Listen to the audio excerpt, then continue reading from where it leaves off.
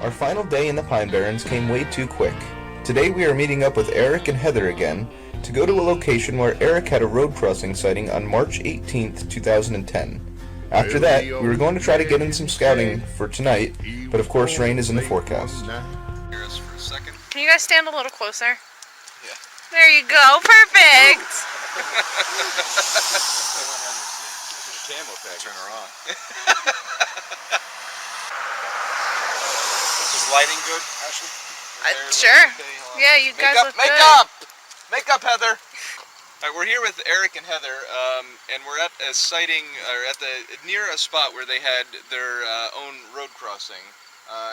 Your sighting happened about half a mile down the road, you said? Yes. And we can't go to that location right now. We're going to drive past it in a minute just because the safety factor. It's right on a busy road here, as you can tell. So tell me exactly what was going on. What happened? Where were you going? What was... Coming back from a research area in Chatsworth, and it kind of was getting, rainy and misty and cold. So we decided to cut the evening, short around 12:30, I would say. Okay. So we're coming back, just talking about music on the radio, not discussing Bigfoot at all. No Bigfoot on the brain. And I'm just driving about 55 miles an hour on the way home. Speeding?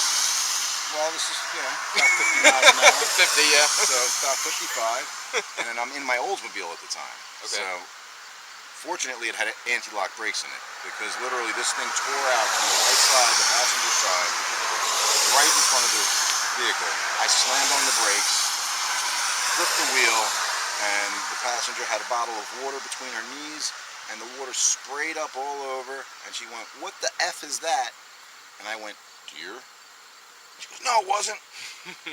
And this thing came out like it was fearful, like it knew it made a mistake, you know what I mean? Because it, just as it was in front of the vehicle, it kind of turned and looked and almost appeared to say "oh shit," But and then of course I say deer because that's the first thing that wraps around your mind, right. And these woods happens all the time, yeah. So I turned around. There was a dead deer in the middle of the road, about 100, 200 feet down the road. I turn around to come back to see if I could hear anything charging through the brush. I don't hear anything. I check for tracks. There's no tracks. And then, you start to think about it and play it back through your mind. This thing had, legs at least as thick as my waist, and hunched over because it was propelling itself with its arms as it's running, you know what I mean? On two legs. It wasn't knuckle running, you know right. what I mean? Like some of these younger I juveniles. Think Gina's sighting yesterday that we investigated, it was on all fours. On all fours, right. And yours was upright. Mine was upright, but it was hunched over, and it literally was 3 feet over the hood of my Oldsmobile. Wow. Yeah, so that I would say puts it about 6.5 feet.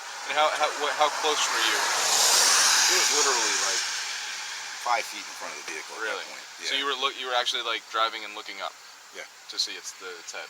Yeah. That's impressive. And again, these things happen so quickly. You can't really make out details of facial features. You know what I mean? Right. I could see the hair flowing in the breeze as it's running, and I could tell it wasn't a deer because it didn't have a muzzle, it didn't have ears, pointy ears, didn't have a tail, and then you start to think wow, what did I just see? And I mean, you're not expecting it, and it came out of a trail which has a chain link fence on both sides. So it was actually coming out of a development. So I'm thinking maybe it was being an opportunist and either dumpster diving or eating some trying to get that deer, maybe. Maybe. That was dead. Or it was eating just food that's left out for animals. A lot of these people in these developments will feed the squirrels and right. the birds and things. But there is you know what I mean? lines. And that's the thing. The trail comes out on an angle, and the property that it crossed the road into to continue onto actually would then, that angle would take him right into the high tension pole lines, which is, as we discussed last night, yeah. a Sasquatch highway. Yeah. Okay. So everything matches up. And the interesting part of this story is the exact next night, one of my customers' daughter-in-laws had the exact same situation happen. Really? Exact.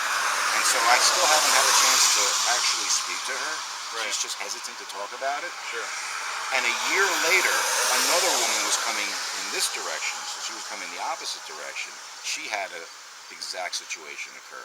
So this is 3 separate situations that have been in this one spot. Yeah, that's...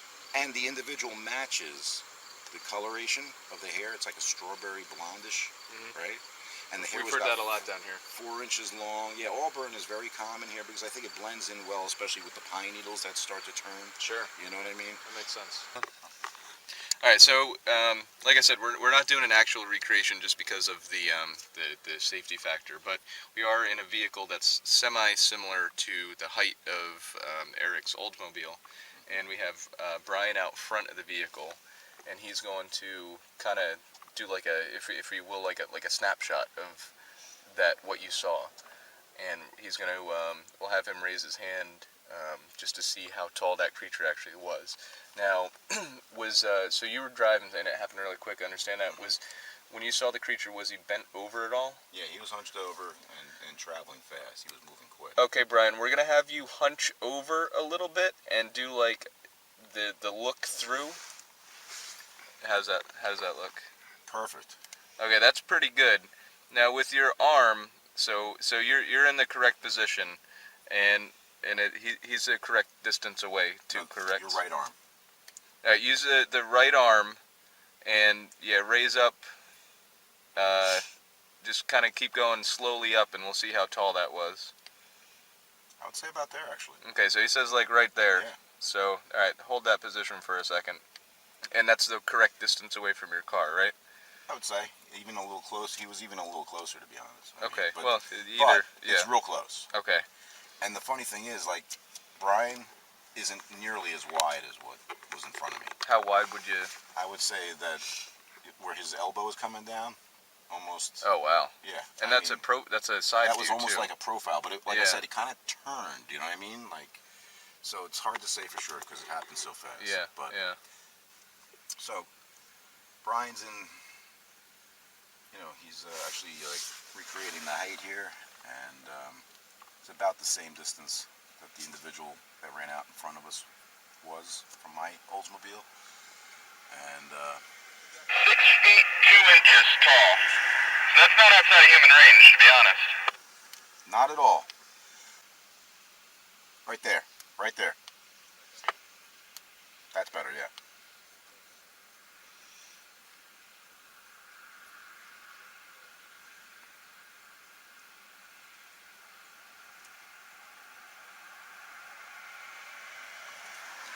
That's 3.5 feet wide. Well, it's hard to say because like limbs blur together at that. Right, You know what I mean? right. This thing, I'm telling you, it was booking out of the woods like it might have been scared by something. You know what I Yeah. mean? Because it wasn't obviously thinking when it crossed out in front of me. Right, right. And so I'm thinking it may have been a juvenile, but I can't say for sure because if it matches that individual's description from 2006, then it would have been an adult. Right. It didn't appear to be a female. I didn't know it, but again, it happened so quick. fast Right, right. that you don't get the ability to have those details. Yeah. So. The speed limit sign is a Garden State sign. This is exactly where it happened, right here. So this is right where it came out, which is really interesting. So, Because it's so thick. it's, I mean, Pretty thick. You can see the chain link opening here on both sides, and it came tearing out of this development, which is on our right. Over. Copy that. so that's pretty cool.